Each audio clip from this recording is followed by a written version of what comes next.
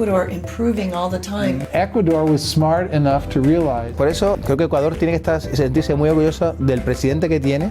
En ese sentido es que Rafael Correa salía con una aprobación como número 1. Incluso te diría, en estos meses todavía ha subido.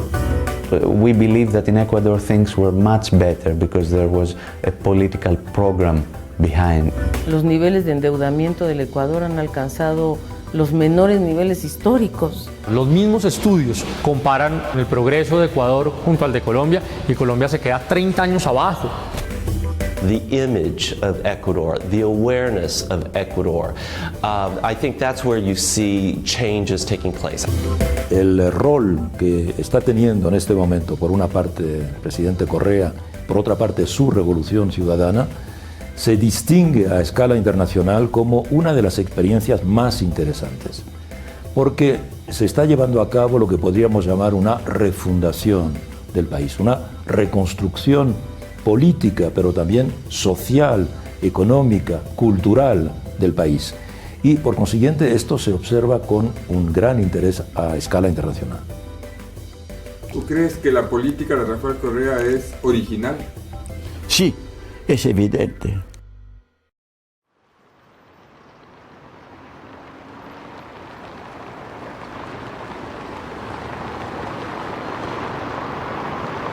Llegar a la Ciudad de México es comparecer a una de las culturas más ricas del mundo.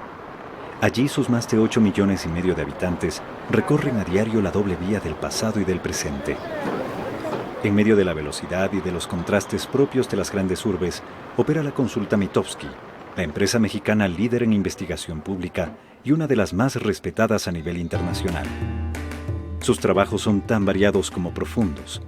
El índice de desempeño de los presidentes del mundo fue uno de sus temas recientes y que acaparó la atención de millones de ciudadanos de todas las naciones. Primero, tendríamos que ver la historia de Ecuador. La historia de Ecuador es una historia de presidentes efímeros, presidentes que iban y caían, y cuando entraba alguien es prácticamente la apuesta era cuánto iba a durar. Entonces era una sucesión de fracasos de gobierno, llamarlos de alguna manera.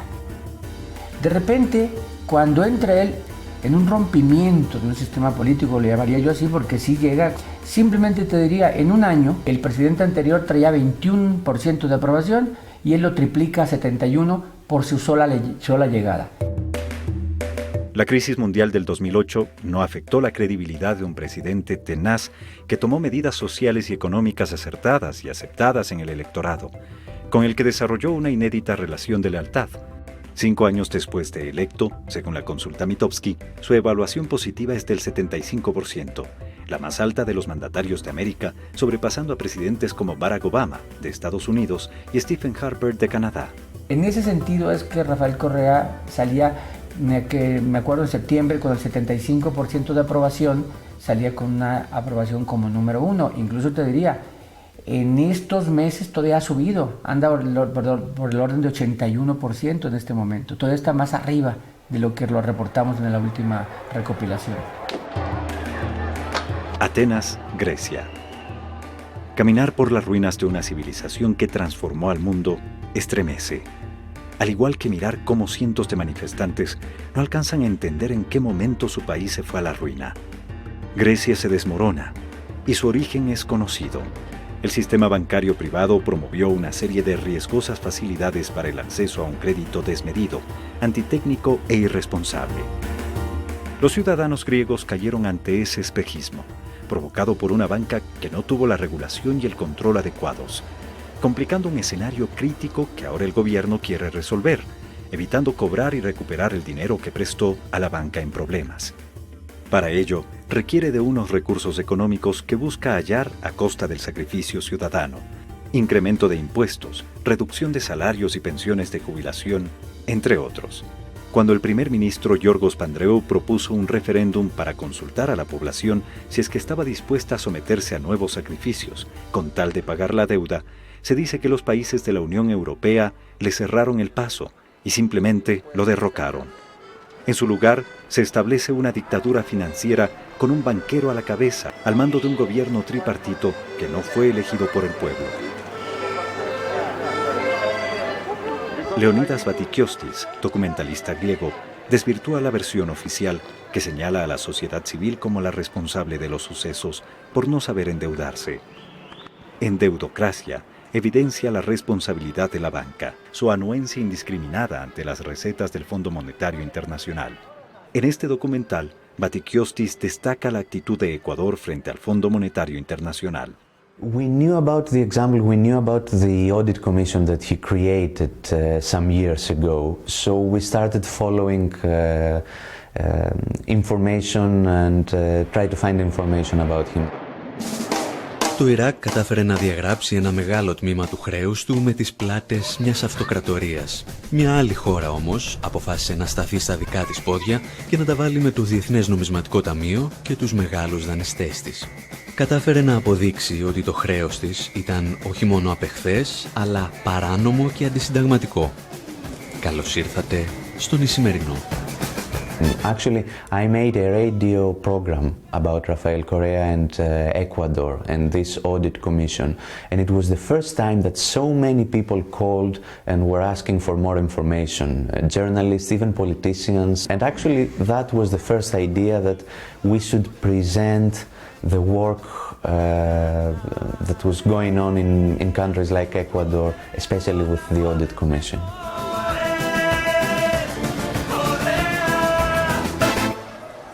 Hay compromisos nacionales urgentes y nosotros primero pondremos los compromisos nacionales a los compromisos internacionales. En buena hora, si podemos cumplir ambos, pero nuestras prioridades son muy claras. Primero la vida antes que la deuda. My real job was deal making. It was giving loans to other countries, huge loans, much bigger than they could possibly repay. And one of the conditions of the loan, let's say $1 billion loan to a country like Indonesia or Ecuador, and this country would then have to give 90% of that loan back to a U.S. company or U.S. companies to build the infrastructure, a Halliburton or a Bechtel. These were big ones.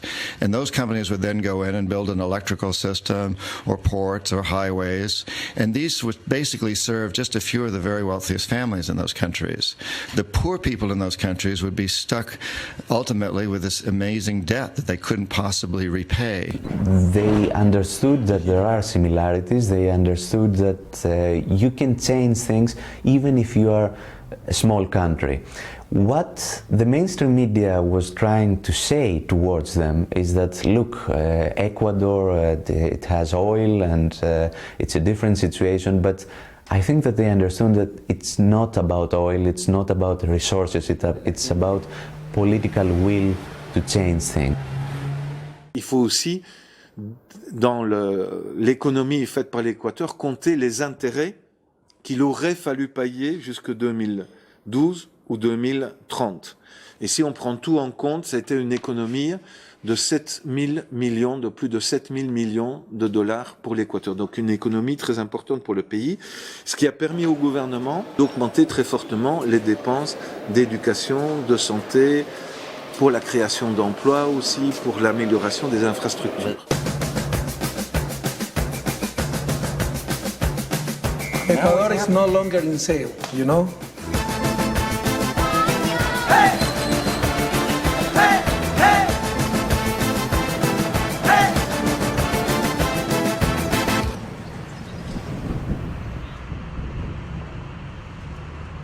Por la presión del pago de la deuda, los europeos empiezan a sufrir en carne propia los dramas latinoamericanos. Para la solución de esos problemas, Ecuador configura un ejemplo exitoso. Este es el pensamiento de Ignacio Ramonet, cientista social, especialista en geopolítica y exdirector del influyente y prestigioso Le Monde Diplomatique de Francia.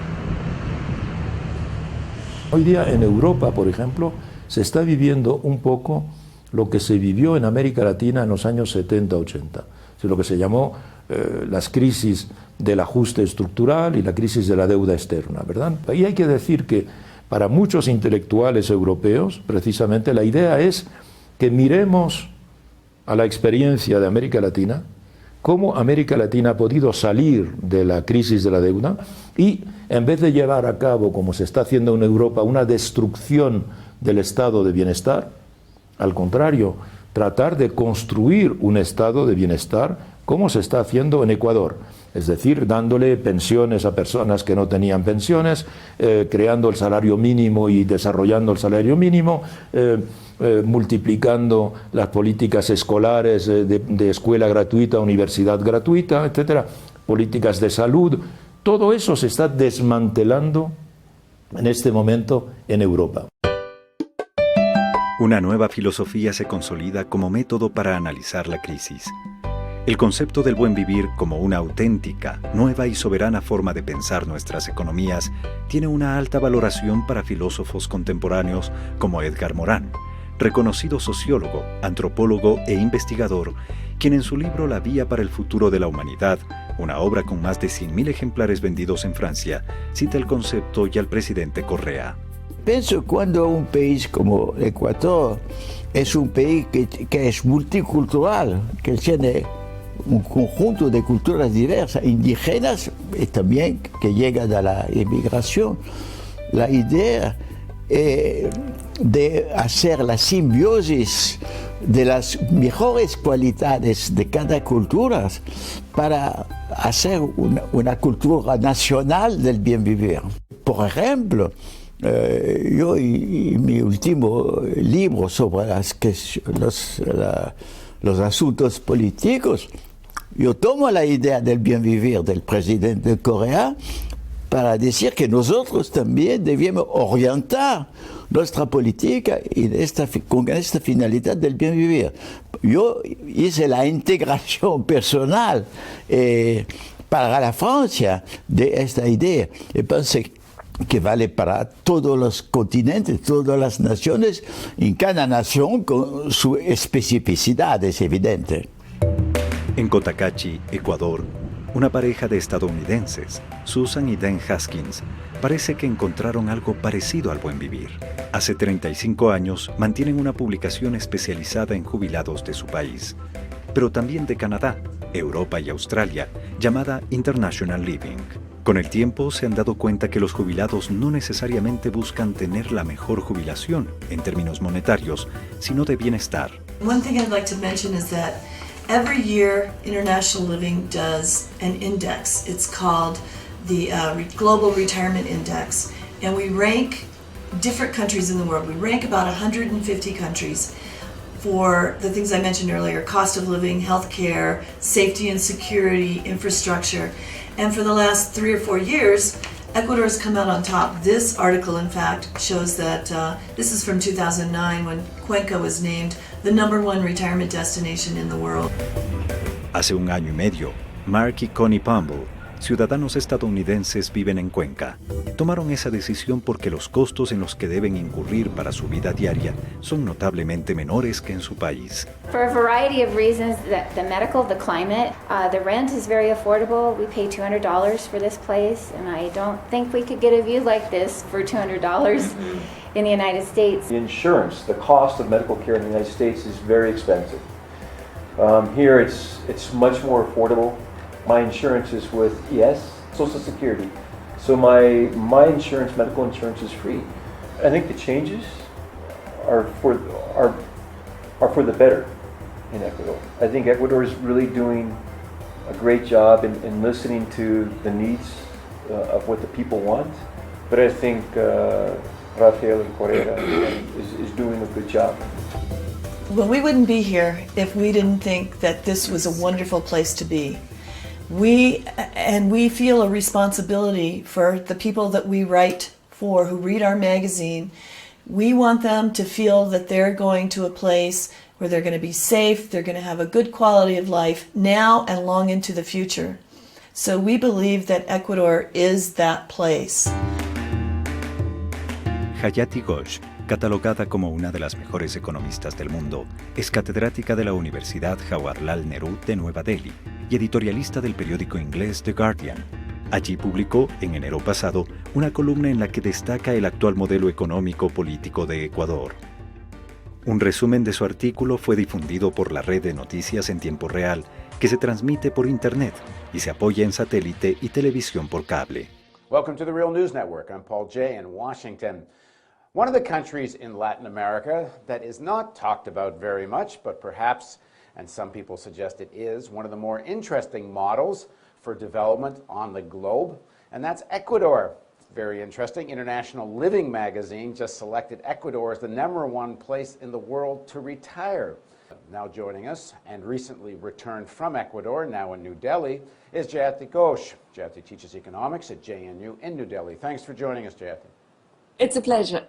Well, here is a tiny country with only 14 million people. So you would imagine that this is a country where very little can be done. Right. And I discovered when I was there that in fact they have had not just a transformatory approach in terms of how they want to shape development and where they want to take the economy and how they see the economy functioning for the people and for nature rather than for finance and for capital, but also that they've taken very specific steps which many other countries can do. Before 2009, Ecuador, the government was getting about 13% on average of the total oil revenues. And the companies, the foreign companies, were getting 87%.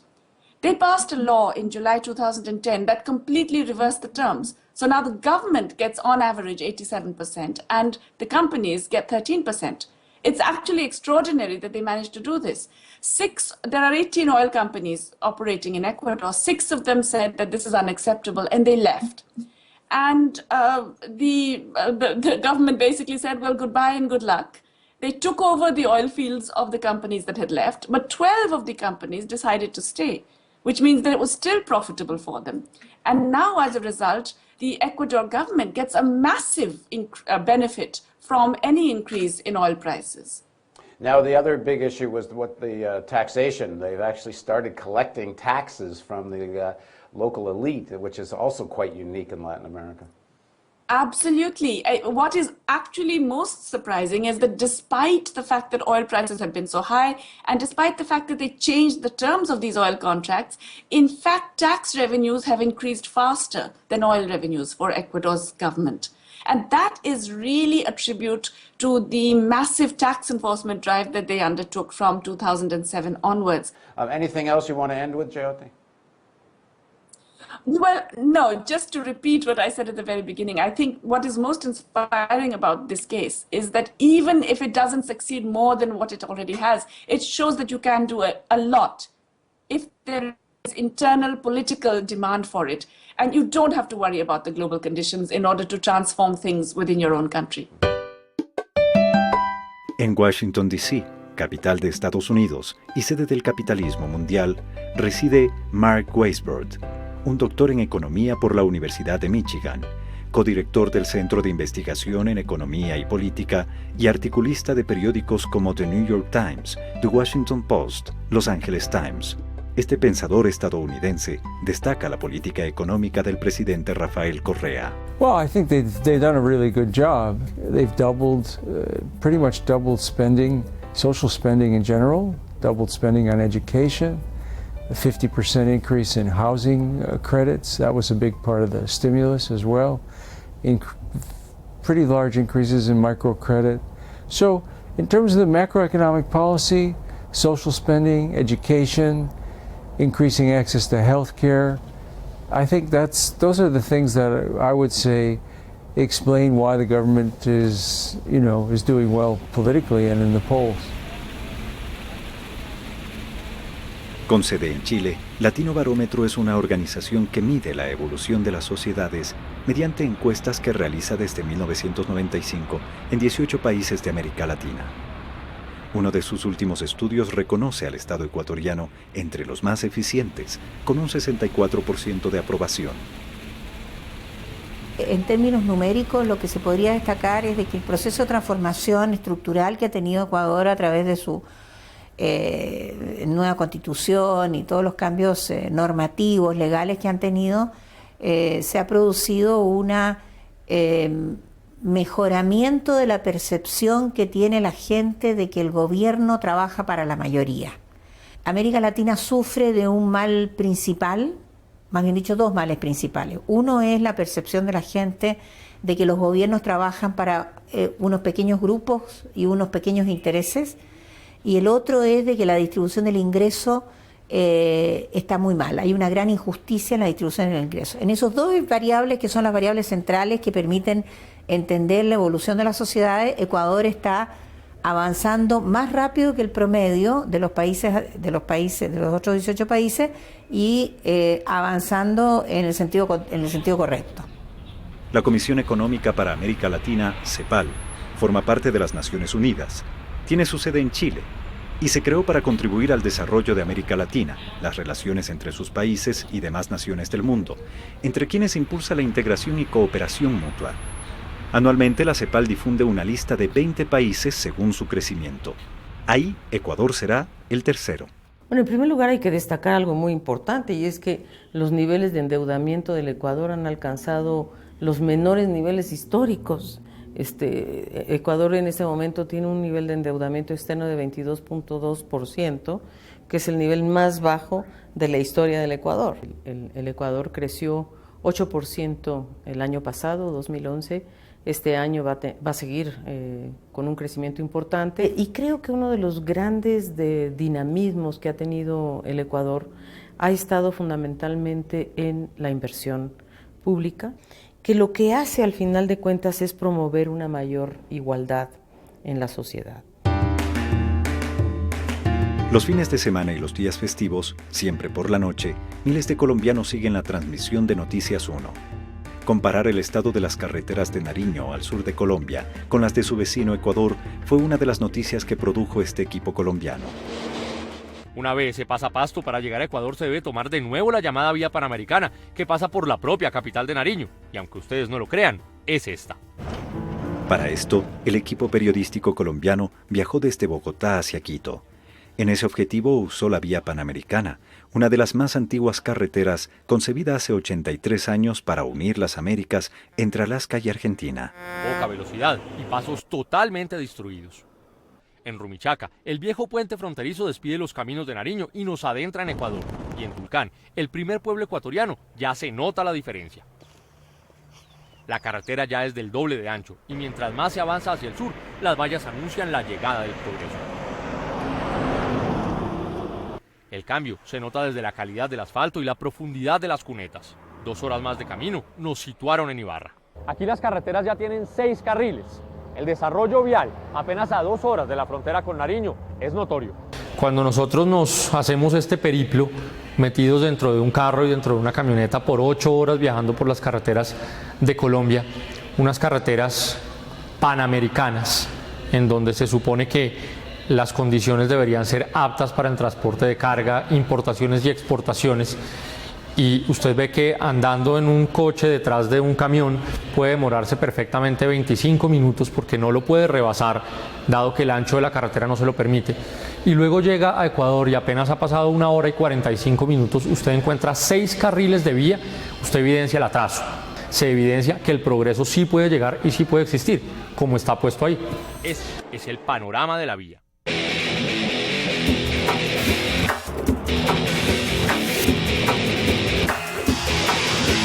Para los ecuatorianos, un motivo de orgullo, sinónimo de descongestión y señal inequívoca de progreso.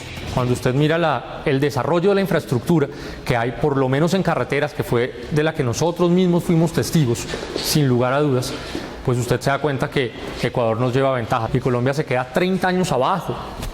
Independientemente de razones políticas de cualquiera de los bandos de los que usted venga, cuando usted ve eso, usted ve progreso. Y usted ve que realmente hay maneras de trabajar y hechos que mostrar cuando se trabaja. Cuando usted le muestra a la gente y le pone una carretera, usted no tiene cómo discutir ese progreso. Nueva York es la sede de la Asociación Estadounidense de Operadores Turísticos, para quienes Ecuador, por su diversidad y atributos culturales, se revela como uno de los mejores destinos a descubrir, antes incluso que México, Panamá, España y Nueva Zelanda. Today, we're always looking for the next most popular place to visit. But certainly Ecuador is one of those that our members really believe have the potential to become a major player in the global business of travel. So our members, slowly over time have been picking up on the consumer interest that they're hearing here in the States, as well as the profile and the image of Ecuador that continues to be elevated. So all of these factors, as they come together, pretty much proclaim that Ecuador is a country to be reckoned with, and one that is really emerging in the global travel industry. The image of Ecuador, the awareness of Ecuador, I think that's where you see changes taking place. Acceder y desarrollar software libre es un concepto vanguardista, generoso e inclusivo. Contrariamente a lo que se cree, la escena del software libre no está en su gratuidad, sino en la libertad para usarlo, copiarlo, compartirlo y modificarlo. En Málaga, España, está Iniciativa Focus, una organización creada en 2011 para promover el conocimiento libre. En este objetivo apoyan a gobiernos a los que orientan en sus políticas tecnológicas. El software libre no es solo un concepto tecnológico, es un concepto social. La apuesta de un gobierno por el software libre significa apostar por su ciudadanía, significa apostar por sus empresas y significa apostar, como bien decía el presidente Correa, por soberanía tecnológica, por independencia tecnológica.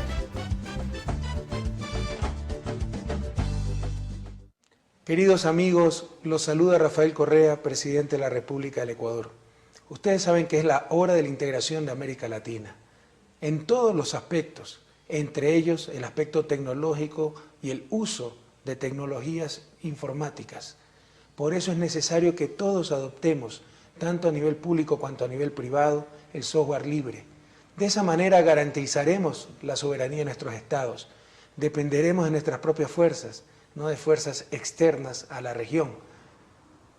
Seremos productores de tecnología, no simples consumidores.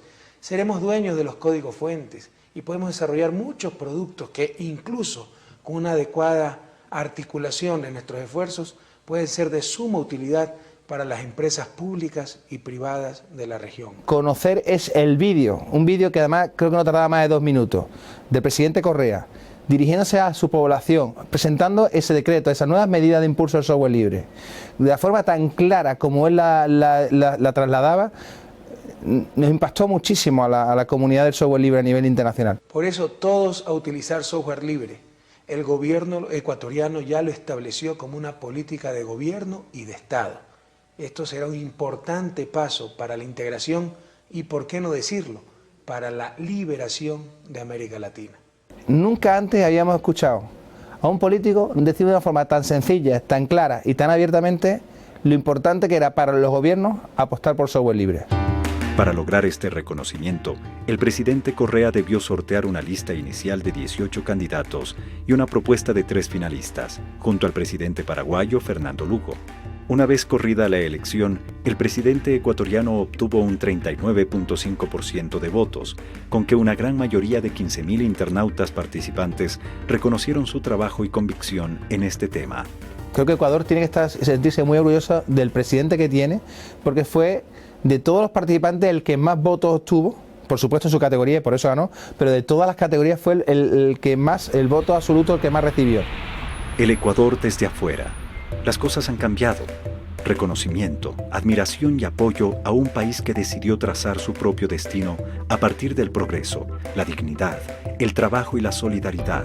Es posible que en la historia de Ecuador no haya habido ningún momento tan benéfico como el que se está viviendo actualmente desde el punto de vista de interés de la población. Es decir, crecimiento económico, crecimiento cultural, inserción cultural, etcétera, en una atmósfera de paz, por otra parte, y en una atmósfera absolutamente democrática, ¿verdad? Crecimiento económico, democracia y paz.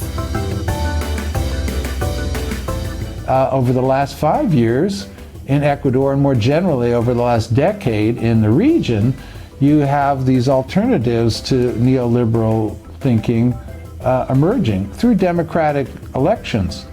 And you see success in terms of job creation, poverty reduction, raising quality of life and the environment, Ecuador, I think, is a leader. And people need to understand this more and develop a better understanding of what Ecuador is achieving now and what they continue to achieve in the future. No, yo pienso que Ecuador empezó una revolución ciudadana tal vez un poco anticipada de un proceso de una revolución planetaria.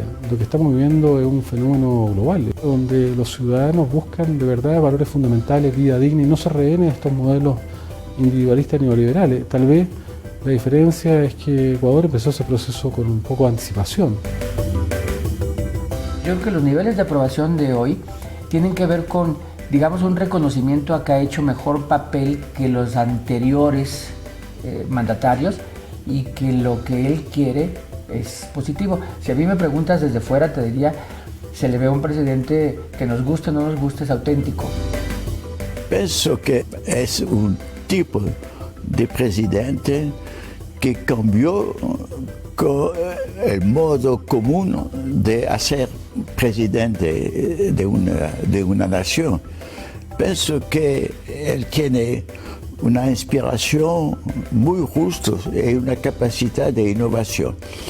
Lo que yo conozco del presidente es muy positivo y para mí una inspiración.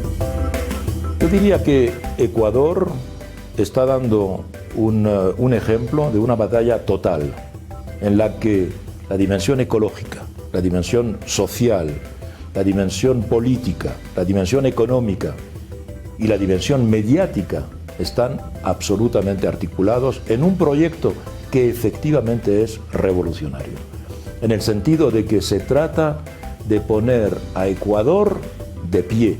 Ha estado un poco de cabeza y ahora se trata de ponerlo de pie, y ponerlo de pie dándole precisamente a los ciudadanos la posibilidad por fin de acceder a una dignidad que merecen.